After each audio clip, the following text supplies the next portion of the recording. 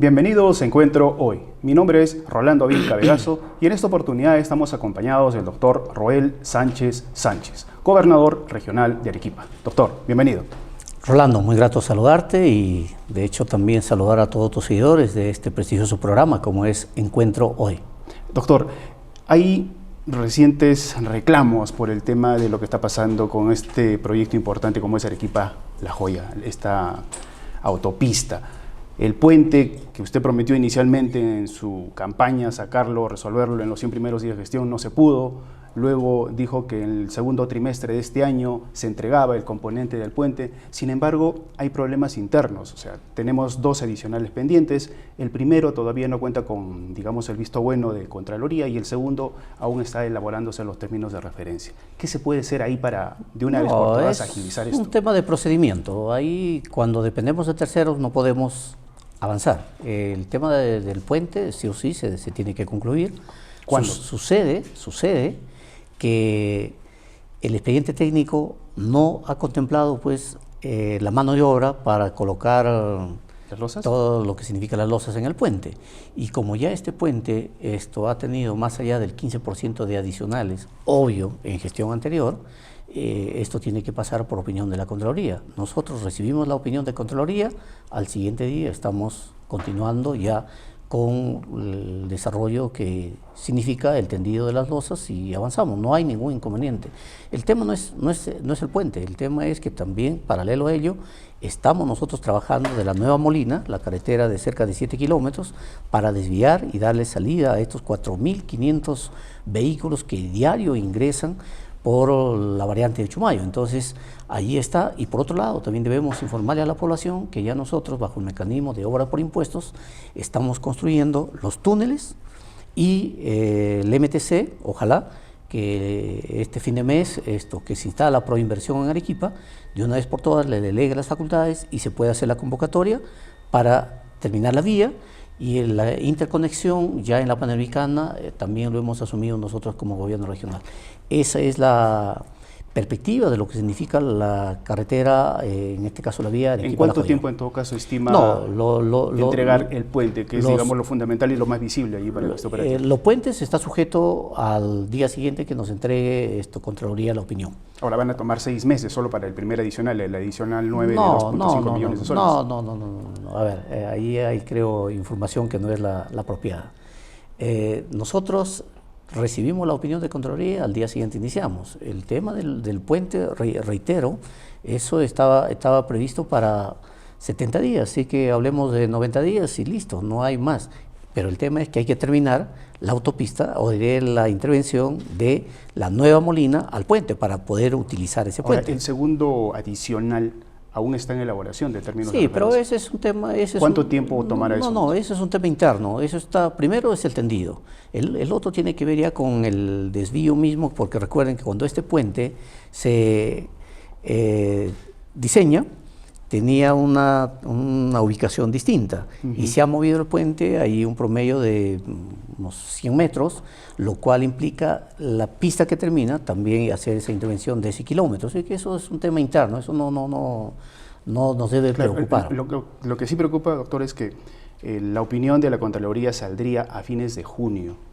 70 días después estamos hablando de julio y agosto, o sea, septiembre tendríamos ese adicional cumplido. Sin embargo, hay un problema también allí, porque el contratista ya había adelantado, si hasta julio de este año no se resuelven estos problemas con el adicional 9 y el adicional 10, se suspendería, o ya no solo se suspendería, sino se paralizaría de forma indefinida el proyecto. No, el puente ya está tendido, lo otro ya son, vamos a decir nosotros, es un tema simplemente de acabados, vamos a decir así, que no tiene por qué preocuparnos, porque ya no podría pasar lo que ocurrió con otros hospitales, por ejemplo, donde los contratistas se vieron obligados a paralizar y dejar las obras. De ninguna manera, por una sencilla razón, porque ni el mismo contratista le va a convenir abandonar la obra y decir me voy, porque igual va a salir perdiendo.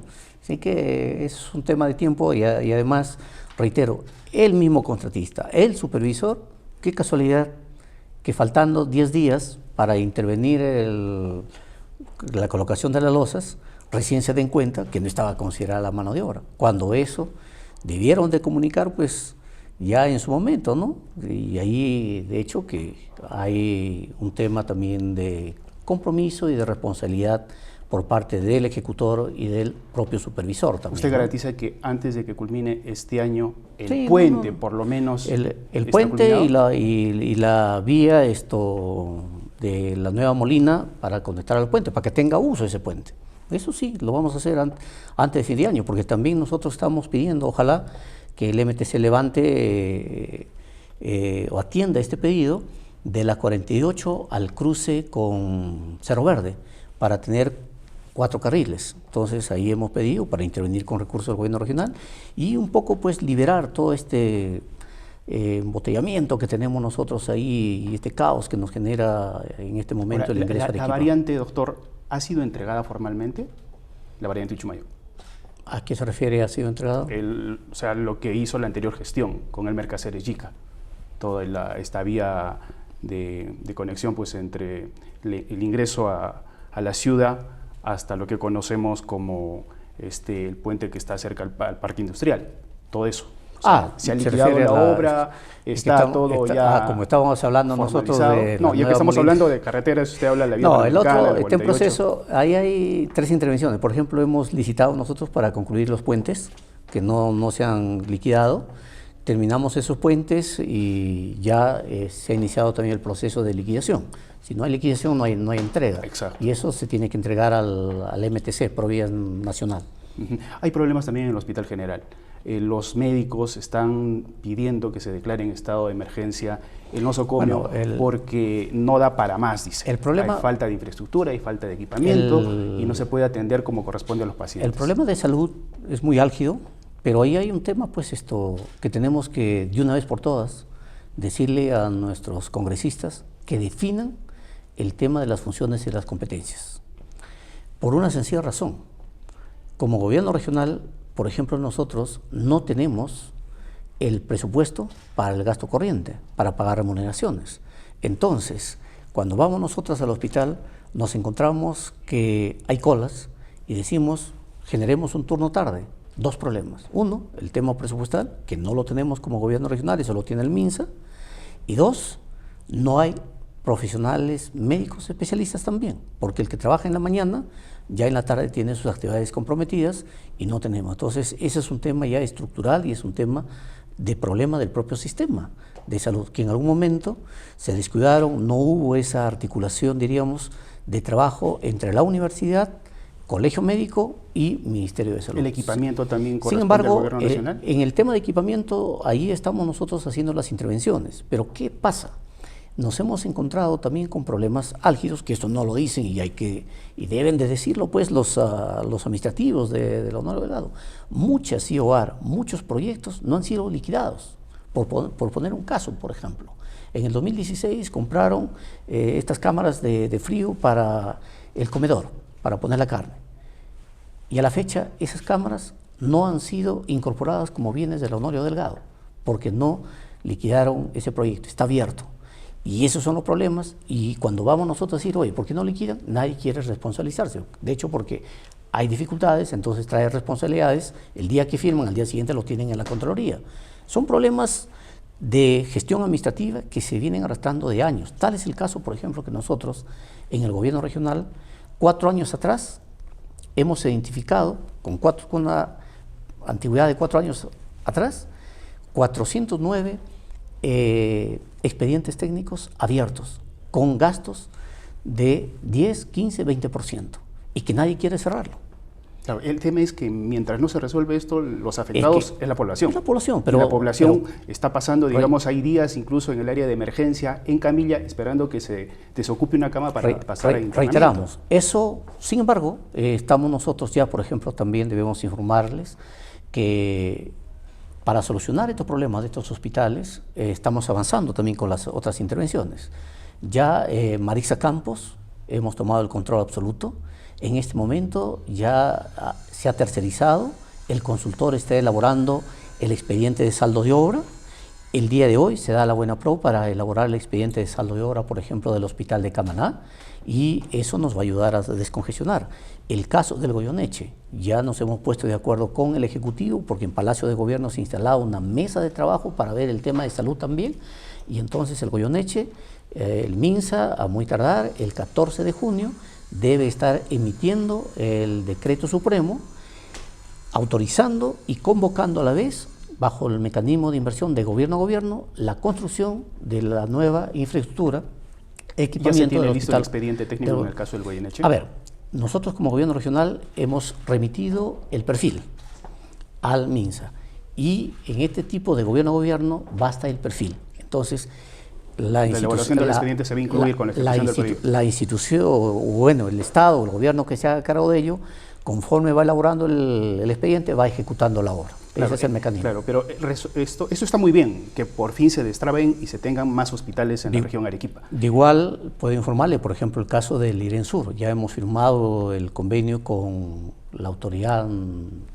este caso de Infraestructura Nacional, el ANIN, y esto va a permitir que nosotros vamos a poner el 10% y ellos van a poner el diferencial de una inversión para la nueva infraestructura, nuevo equipamiento, nuevas especialidades, lo que va a significar el IREN Sur, un promedio de 800 millones de soles de esa inversión, por ejemplo. Yo le decía que destrabar toda esta inversión en hospitales está muy bien porque vamos a tener más disponibilidad de infraestructura para brindar el servicio a la población. El tema es, ¿no se puede hacer algo más por los pacientes, doctor, en el corto plazo? Porque la población de verdad sí puede entender que esto es responsabilidad del Congreso, que el Congreso debe elaborar las normas para autorizar desembolsos económicos, incluso hasta cuando salgan estos nuevos hospitales para la contratación del personal que va a trabajar en estos. Hemos autorizado la compra de equipos para que se pueda dar, en el caso del Honorio Delgado, ¿no? De equipos, por ejemplo, el tema de hemodiálisis. Ya no solo se han reparado las máquinas, sino que se están renovando las máquinas, pero también eso no es de compra de un día a otro, ese es un proceso, y muchas de las veces el riesgo es que se presentan 3, 4 proveedores y uno de ellos te lleva hasta la OCE, y entonces estamos hablando que te para esas compras, porque son compras públicas. Entonces, en esa medida se está interviniendo. De hecho, que también estamos nosotros haciendo ajustes en todo lo que significa la operatividad y el funcionamiento, y un poco desviando también la atención de nuestros pacientes a un mecanismo que estamos impulsando, como ya lo venimos haciendo, por ejemplo, en Mollendo o en La Joya, con esto de telesalud, que nos ayuda a descongestionar. Entonces, está priorizando ahí nuestro gerente regional de salud todo lo que es la atención del primer nivel, la atención primaria.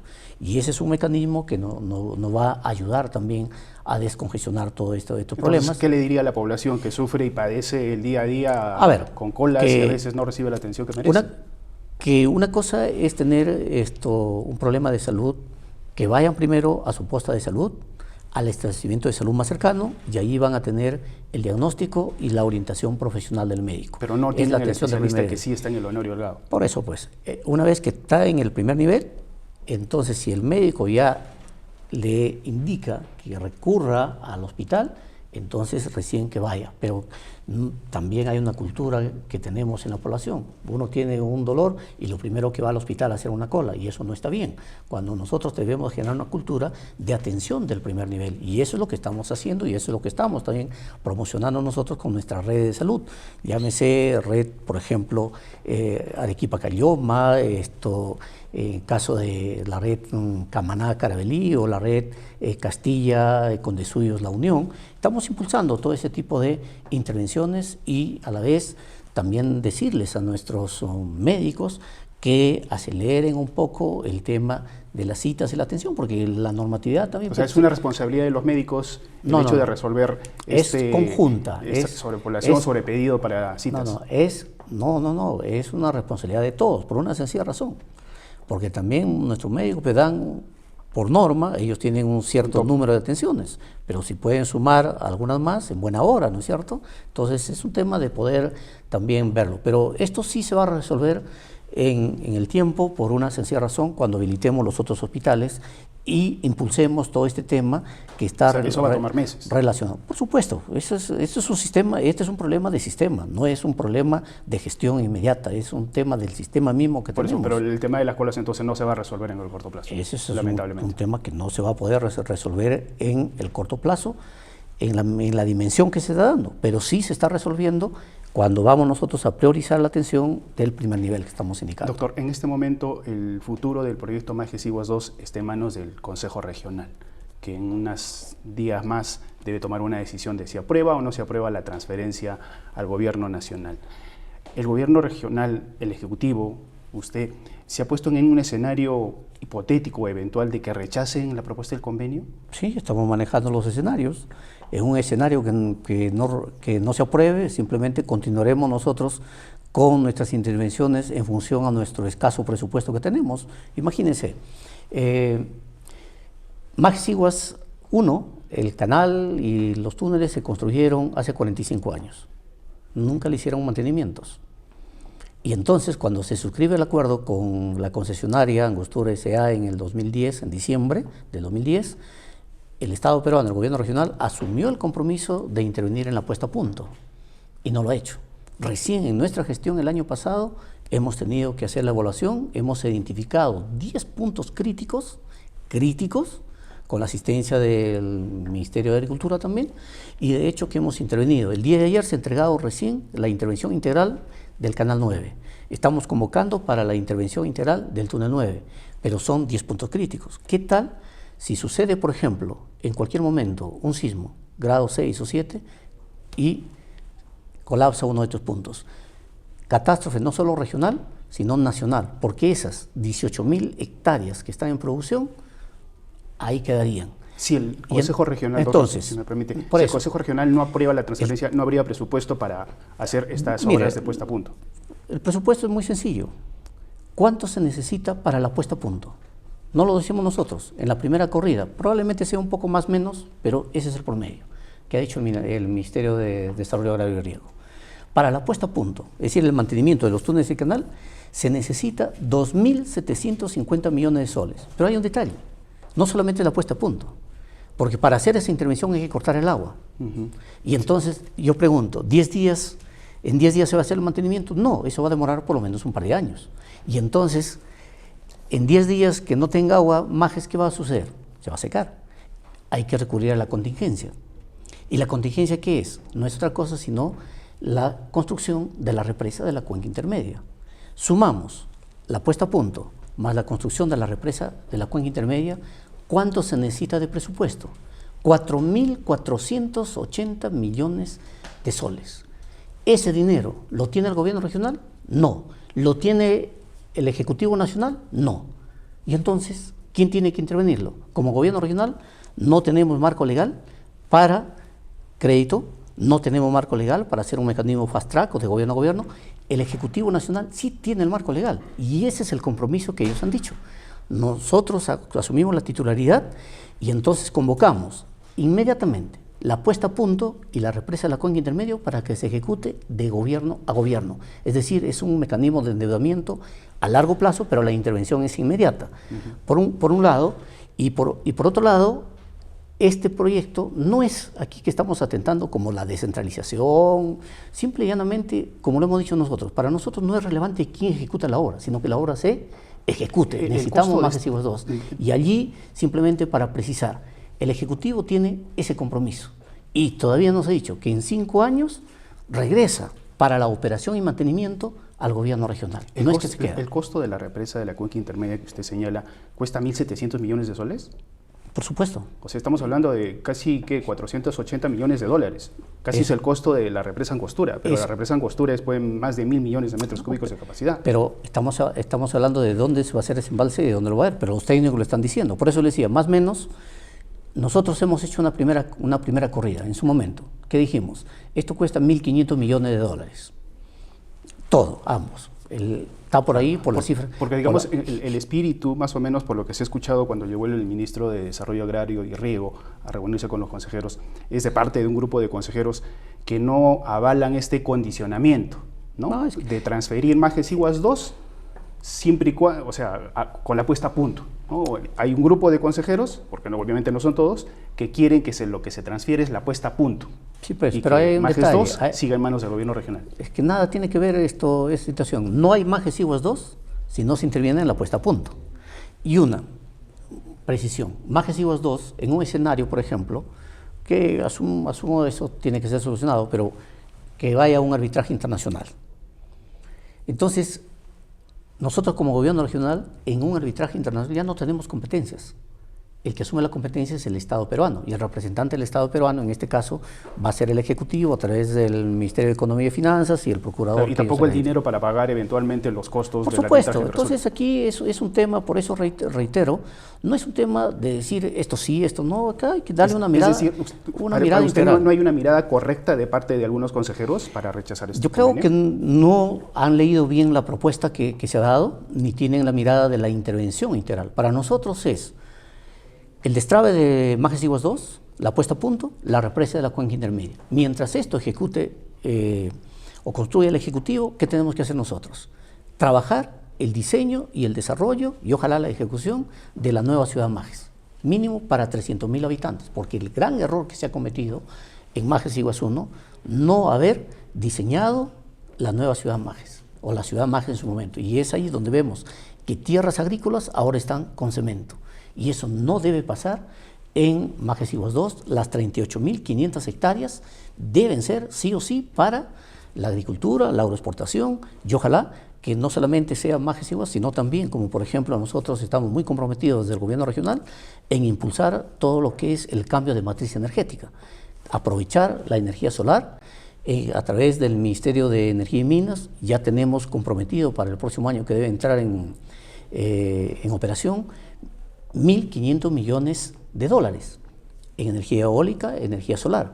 Y ahora, la segunda quincena de junio, debemos cerrar el acuerdo con un inversionista privado para tener la primera planta de hidrógeno verde, con una inversión de 2.500 millones de dólares, lo que nos debe permitir entonces generar cerca de 3.000 puestos de trabajo, por un lado, y por otro lado, tener el amoníaco y los abonos que tanto necesitamos. Y ya que estamos hablando de inversión privada, doctor, si me permite, días atrás un funcionario de Sauder anunció la pronta ejecución de las obras de lo que es Tía María. Y él dijo que el clima social, el ambiente social ya había mejorado. ¿Para usted ha mejorado eso? ¿Ha mejorado la relación de la empresa con la población? ¿Ya en el Valle de Tambo no hay oposición al proyecto? Nosotros hemos sido muy claros. Tenemos que impulsar todos los sectores económicos, incluyendo la minería. ¿Por qué? Porque ya hay tecnología, hay avances, pero por otro lado, también esto debe tener un enfoque territorial. Y en ese sentido, hemos sido muy claros. Si la empresa, en este caso Sauder, tiene, por ejemplo, ya las autorizaciones, lo que le corresponde es dialogar con la población y ponerse de acuerdo. Si la población acepta, en buena hora. Si la población dice que no, bueno, pues el gobierno tampoco puede imponer una actividad económica en un espacio territorial. Así que ahí nuestra posición es clara, por una sencilla razón, porque nosotros no tenemos competencias sobre la gran minería. ¿Pero por la información que tiene, usted cree que ha cambiado este clima social? No, ahí vemos nosotros que hay reclamos, hay pedidos, pero es un tema que tiene que resolverlo ya la empresa privada en el marco de sus programas de responsabilidad social empresarial. Ahora, ¿cómo saber si la población avala o no este tipo de inversiones? ¿Sería necesario, aunque la ley no dispone en este contexto, una consulta pública? No, no creo que vaya por ahí. Yo creo que pasa porque, por un lado, la empresa privada pueda dialogar con la población y por otro lado también el Estado, como Estado, y ahí hablo de los 3 niveles de gobierno, es decir, ejecutivo, regional y local, tiene que tener presencia como tal. Tiene que hacer su tarea. A nosotros en Islay, ¿qué nos interesa? Hace 50 años que esa población viene tomando agua contaminada, con minerales. Claro, pero se sigue retrasando y en Apuque. Ahora dicen que le van a entregar en octubre próximo. En octubre de este año se entrega el expediente técnico, viene la convocatoria. Pero no solamente es el agua, también hay que intervenir, por ejemplo, en la pesca. Ya felizmente el Ministerio de la Producción ha destinado 180 millones de soles para invertir en 6 desembarcaderos en la región Arequipa, y uno de ellos es en Matarani. Hay que invertir en salud. La provincia de Islay es la que tiene mejor, en este momento, infraestructura, equipamiento y tecnología en salud. Pero ¿cuál es el problema? No hay médicos. El año pasado el MINSA nos dio para Alto Inclán, por ejemplo, 7 millones, pero este año estamos en ese déficit. Si de usted dependiera, tía María, que salga ya, ¿usted avalaría eso? No, hay que conversar con la población. Yo reitero, aquí no se trata de que la autoridad diga esto va o no va. Por más voluntad que tengamos, no podemos imponer una actividad económica, pero sí es que a partir del diálogo se avanza en buena hora, de eso se trata. En el tema educativo, si me permite cambiar un poquito de tema, los últimos resultados de la evaluación de aprendizaje escolar en Arequipa no dejan buenos datos, ¿no? Y estamos igual o peor que hace 2 años atrás, ¿no? Por ejemplo, en 4º grado de primaria, ¿no?, la capacidad de lectura de estos niños se reduce a solo 4 de cada 6 o de 4 de cada 10. En razonamiento matemático es 3 de cada 10. Y si hablamos de secundaria, en 2º de secundaria, da la impresión de que perdemos la capacidad conforme crecemos, porque en la comprensión de lectura, ¿no?, se reduce a 3 de cada 10 y en razonamiento matemático a 2 de cada 10. Sí. ¿Qué está pasando, doctor? ¿No se está haciendo nada ahí para mejorar la calidad educativa en Arequipa? Muy sencillo, pues es el sistema. Y ahí no es responsabilidad solamente de las autoridades, sino es del propio sistema, porque hay un abandono en inversión en el sistema educativo. Uno, si vemos nosotros la brecha educativa que tenemos en la región, yo diría que necesito el presupuesto de los próximos 30 años para poder atender solamente en infraestructura, en tecnología y mobiliario. Pero eso es en ese aspecto, pero es la otra contrapartida que es, hay que invertir también en personal, capacitar a nuestros docentes. En esa medida, yo soy un convencido que el propósito de la educación es cambiar las vidas. Por eso que nuestro primer objetivo estratégico, por ello que nosotros estamos invirtiendo en este momento, ya hemos entregado, por ejemplo, 20 colegios o 20 instituciones educativas a la población, construidas con toda la tecnología. Estamos interviniendo en 59 instituciones educativas con un promedio de 800 millones de soles y utilizando no solamente la modalidad de inversión directa, sino también este mecanismo de obras por impuestos. Por ejemplo, en Arequipa estamos interviniendo en el Colegio Arequipa, el del CENEPA, estamos interviniendo nosotros en Colegio José Gálvez, y en provincias también, ¿no? Y allí está bien invertir en infraestructura, a eso voy. Pero en capacitación. No, pero igual, somos la primera región, por ejemplo, que hemos suscrito el acuerdo por la educación en la región. Y a la vez, eso nos ha llevado a trabajar, y eso está en este momento en proceso de implementación, que es la nueva currícula regional diversificada. Somos la única región que tenemos eso, por una sencilla razón. Una realidad es nuestros jóvenes, nuestros niños que estudian en la costa, pero tenemos también otros pisos ecológicos y la realidad no es la misma. Entonces, esta currícula nos debe llevar a nosotros a intervenir en lo que significa tecnologías, y allí hay una capacitación muy potente que venimos haciendo en uso de lo que es todas las tecnologías de información, comunicación, lo que es el uso de las herramientas de los aplicativos, y también allí, por ejemplo, demandamos al MTC que de una vez por todas termine esto de Pronatel, que tiene el tendido de la fibra óptica en la región, porque eso está orientado para atender instituciones educativas, establecimientos de salud y comisarías. Lamentablemente no se ha avanzado, pero desde la perspectiva nuestra estamos avanzando. Este es un proceso, no es un tema que lo vamos a cambiar de hoy a mañana. Los indicadores están bien, pero eso debe ser... pero para usted está bien que solo 2 de cada 10 niños no está bien, pues, adolescentes no está bien, pero no resuelve problemas de razonamiento matemático. No está bien, pues, pero tenemos que decir, yo digo, cuando esos indicadores hay que tomarlo como línea base para seguir avanzando.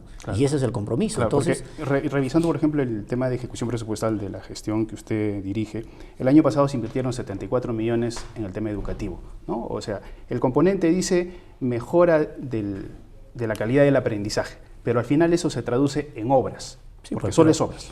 Este año han destinado más de 100 millones. ¿No? El año pasado el sector de educación fue uno de los sectores donde ejecutaron más, 94% más o menos. En este momento la ejecución en general va por 24%, y en el sector de educación también va abajo.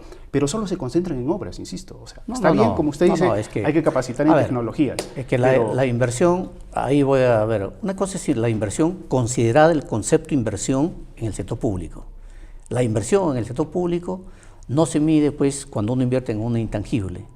eso va por el gasto corriente. Exacto. Eso va por otro tipo de mecanismo. Entonces, cuando se habla en el sector público de inversión, se refiere a infraestructura, a mobiliario, a equipamiento, y ahí termina. Y cuando decimos nosotros, para nosotros, porque el concepto de inversión debe ser todo aquello que me genera un beneficio, un retorno. Y la mejor inversión es el talento humano que tenemos que hacerlo, nuestros profesores, dándole todas las herramientas del caso. Pero en eso estamos nosotros, pero eso no se refleja en ese tipo de proyectos porque va relacionado con otro tipo de intervenciones que se vienen haciendo. Claro, porque usted decía, vamos a capacitar en el manejo de las tecnologías, que es acorde y lo estamos a la haciendo. modernidad, que está muy bien, está muy bien. Pero algunos especialistas cuestionan esto también, doctor, y usted como docente también debe darle la razón, porque de alguna forma los estudiantes se lo está tecnologizando, están priorizando los aparatos electrónicos a leer, a razonar, a criticar, incluso a cuestionarse, porque están tomando la información de primera mano que obtienen ya sea de la PC, la laptop o del celular para responder a las tareas que les dejan en los colegios. ¿Cómo cambiamos esto? Ese es un concepto sesgado el que está planteando usted y obvio no, que no lo digo yo, lo dicen los especialistas. No, esos especialistas están sesgados, porque en principio, como yo lo he dicho, el concepto de la educación es cambiar las vidas. Y en ese contexto, país que no invierte en ciencia, en tecnología, en innovación, va a quedar en la obsolescencia y hay que invertir. Correcto. Lo que sucede es que no podemos nosotros simplemente ceñirnos para que el alumno acceda a esa información y nada más. Ahí viene el razonamiento crítico. Así es. Y ese pensamiento crítico que hay que formar en los alumnos es en ese binomio docente-alumno. Claro, y es lo que está faltando en ese momento. Ese es lo que por eso tenemos que capacitarlo. Si el docente no sabe utilizar esta herramienta tecnológica y después analizarlo y transmitir sobre la base no solo de su conocimiento, porque no queremos un docente que sea pues el docente gasolinero, ¿no? Sino aquel docente que verdaderamente vaya a formar a la persona. Y eso va relacionado con esa formación humanística que no debe perder de vista ningún docente por más técnico que sea su curso, porque por sobre todas las cosas tiene que haber esa formación humanística relacionada a ¿qué? ¿Cuándo se puede cambiar esta mirada que usted menciona? Está en nuestro currículo, que estamos ya nosotros implementando, lo hemos aprobado nosotros este año y se viene en su modalidad de ejecución piloto, está en el currículo. Ojalá que eso tenga continuidad, porque invertir en educación no es de un día a otro, la educación es un proceso, es un tema generacional. Y ahí debemos ser claros. Yo soy un convencido, reitero, yo soy producto de la educación pública y he hecho toda mi vida sin tecnologización. Docencia universitaria y sé lo importante que es el acceso a la innovación, el acceso al desarrollo tecnológico, pero teniendo como centro de nuestra actuación el desarrollo de la persona. Si no, estamos fuera de contexto. Claro, y eso es una de las herencias que nos ha dejado lamentablemente este periodo de pandemia. Sí, definitivamente, lo hemos visto nosotros, pero no podemos mirar el pasado. Acá es toda esta información, toda esta data que tenemos que nos sirva de línea base para poder decir hacia dónde queremos ir. Y ojalá que a partir de la educación podamos contribuir a humanizar la humanidad, porque cada día esta humanidad está deshumanizándose. Y ahí veamos el contexto internacional y yo soy un convencido que si vamos a humanizar, entonces que ojalá esos docentes no solamente sean el modelo de docente en el aula, sino también sean el modelo de docente fuera del aula, para que esa práctica de valores personales, ciudadanos, esa práctica de principios, se refleje en su quehacer del día a día. Doctor, ¿por qué no le duran los gerentes? Vamos por el tercer gerente en menos de 2 años. No, el gerente general, el doctor Hinojosa, está trabajando conmigo en el equipo. Lo que pasa son estrategias que está moviendo. Aquí no es un tema de personas, aquí es un tema de instrumentos. Yo tengo un plan estratégico institucional. Tengo 12 objetivos estratégicos, 117 acciones estratégicas. Es decir, el señor Hinojosa no se alineó a estos objetivos estratégicos. No, está alineado. Lo que pasa es que hay que utilizar las competencias en el espacio donde más se tenga. ¿Qué sucede, por ejemplo? Yo tengo muchos compromisos por parte del Ejecutivo, porque nuestro presupuesto, si ves, para inversiones a nivel del PIA son 651 millones de soles. Y 24% de ejecución a inicios del sexto mes del año. Sí, eso en agosto ya está todo previsto, nuestra proyección es el 96% en este año. Entonces, ¿qué pasa? Hay muchos compromisos que ha asumido el Ejecutivo con nosotros. Por ejemplo, MTC, Dice que sí o sí termina la carretera de Chiguata a Santa Lucía. MTC, sí o sí, se ha caído la convocatoria de la represa de Iruro. O en este caso, el Ministerio de Agricultura. Nos dice el Ministerio de Agricultura que también Yanapuquio en noviembre nos está entregando. Hay compromisos de los hospitales, como los que hemos anunciado, el Hospital Goyoneche, el Hospital, en este caso, Ilieren Sur, y alguien tiene que hacer un seguimiento al interior de los ministerios. Y entonces hay que ver quién ha estado involucrado en estos temas, y ese es uno de los gerentes que estamos articulando. Ahora, los gerentes, en este caso el gerente general, tiene la autonomía suficiente para hacer los cambios que estima dentro de las sugerencias para que mejor camine la gestión del regional. Total, tiene que mostrar resultados. Y aquí no se trata de personas, aquí se trata de resultados. Nosotros a estas alturas, ¿qué le puedo decir? Está todo comprometido. Nuestro presupuesto 2024, 2025, 2026 está comprometido. Tal es el caso, por ejemplo, por mencionar el tema solo de carreteras. Estamos convocando ya, el día de hoy debe salir la convocatoria bajo la modalidad de llave en mano, la carretera de Caima-Pataguasi, la carretera de Huambo-Majes Pedregal, la carretera de Sagoní-San Gregorio, es decir, Castilla-Camaná, la carretera del distrito de Caylloma-Cayarani, para incorporar a nuestro hermano de Cayarani. Entonces, si vemos esa intervención, por ejemplo, solo en carreteras. En salud, igual. Ya Cabanaconde está en proceso ya de convocatoria para ese establecimiento, que es una micro-red que atiende a muchos de ellos. Y lo mismo, como decíamos, los establecimientos de salud, todo esto. Entonces, el presupuesto está dado. Más bien estamos utilizando nosotros mucho este mecanismo de obras por impuestos. Estamos utilizando proyectos en activos, vamos a trabajar proyectos en activos, por ejemplo, la Videna, está ya en compromiso lo que es el cartódromo también, que hay un compromiso ahí que estamos para nuestros amigos de los fierros. De hecho, que la planta de hidrógeno verde se hará bajo este mecanismo, igual Corío, ya tenemos el compromiso de la Autoridad Nacional Portuaria para hacer el estudio a nivel de Sudamérica, el estudio de la demanda, y ya tenemos muchos inversionistas, y además no solo se ha convertido en un interés económico, sino en un interés geopolítico, y eso bien por el Perú, porque eso nos debe llevar a nosotros, una vez construido Corío, a ser una potencia portuaria como país.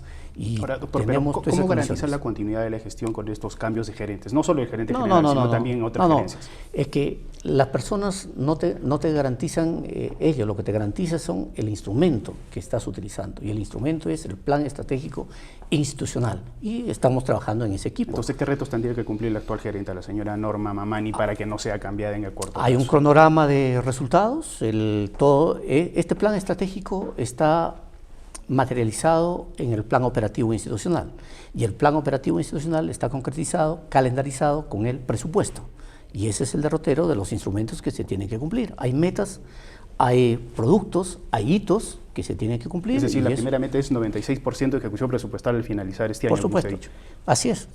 Si no garantiza eso...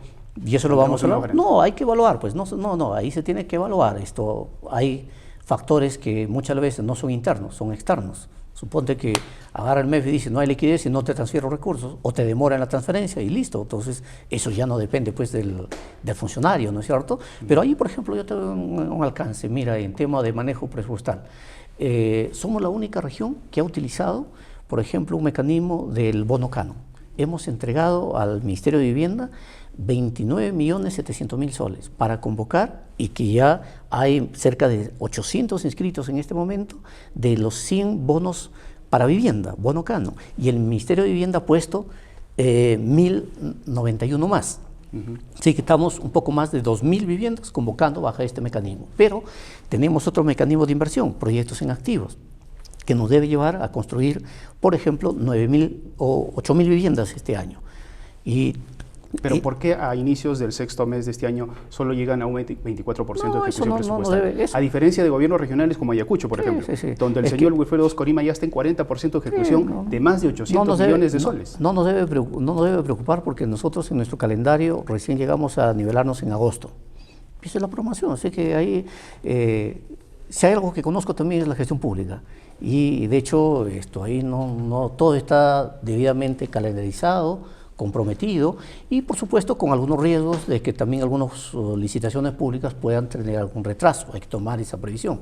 Por eso es que el presupuesto nosotros lo hemos comprometido hasta el 31 de octubre, liberando alguna eventualidad noviembre y diciembre. Así que eso no nos debe preocupar, porque de nada sirve decir, oye, estoy en este avance, si al final el presupuesto es anual, es calendarizado y tenemos que honrar esos compromisos en función a las obras. Nosotros, por ejemplo, de obras por administración directa, 39 obras sí o sí están agendadas para que se terminen este año. Y de hecho que las otras, lo que significa obras llave en mano, estamos convocando 12 obras, estamos ya 7 obras en adjudicación directa, entonces esto se va avanzando en esa medida y que de hecho también por mencionarles, bajo este proyecto en activos que no compromete el presupuesto del gobierno regional, el parque tecnológico digital es una realidad, ya tenemos el terreno. Y ahí nuestros jóvenes de las universidades que forman en estas especialidades van a tener esa oportunidad de insertarse en esa dinámica. En Cháparra ya hemos ubicado las 400 hectáreas que necesitábamos, ya se está diseñando el perfil de lo que tiene que ver el parque minero metalúrgico, por ejemplo, porque Carabalí necesita de una intervención en esa medida. Entonces está encaminado. Doctor, gracias y ojalá que el balance final de este año por lo menos sea que Majes 2 salga por lo menos en el corto plazo, ¿no? De que se haya mejorado la ejecución presupuestal, de que se haya destrabado y se haya avanzado el puente Arequipa-La Joya, que en el tema de la calidad educativa, como usted dice, se hayan sentado las bases para cambiar esta visión que hasta ahora está un poco distorsionada y que tenga pues un mejor avance en la ejecución presupuestal y que los gerentes le duren un poco más, pues, para que la gente también se quede un poco más tranquila. No hay ningún problema, solo decirles ahí dos aspectos importantes. Primero, que pensar en desarrollo y actuar en el desarrollo sostenible y sustentable implica tener políticas a mediano y largo plazo. Implica tener institucionalidad, implica tener gobernabilidad y democracia. Y esas son las razones sobre las cuales se basa nuestro plan estratégico institucional y esa es la razón por la que yo he incursionado en política para contribuir al desarrollo de Arequipa y contribuir al bienestar de la población. No hay ninguna otra motivación. Yo ratifico que a estas alturas todo el presupuesto 2024, 25, 26 está comprometido y las obras tienen que ser en su momento en el marco de esa apuesta por el cambio de desarrollo que necesitamos y estamos haciendo por Arequipa. Claro, y entender, digamos, que la primera persona a la que hay que servir como autoridad pública es el poblador, al que hay que cambiarle la realidad, ¿no? Y mejorar las condiciones de pobreza, mejores condiciones de vida. La misión de nuestro plan estratégico, la misión que decimos, que el centro de nuestra actuación, que el centro de nuestras decisiones es el desarrollo de la persona, porque estamos convencidos que desarrollando la persona, desarrollamos la familia, y al desarrollar la familia, desarrollamos la sociedad. Bien, doctor, muchas gracias. Con nosotros estuvo el doctor Roel Sánchez Sánchez, gobernador regional de Arequipa. Nosotros volvemos la siguiente semana con otra edición de Encuentro Hoy. No dejen de seguirnos a través de nuestro portal web de encuentro.p. Hasta la próxima.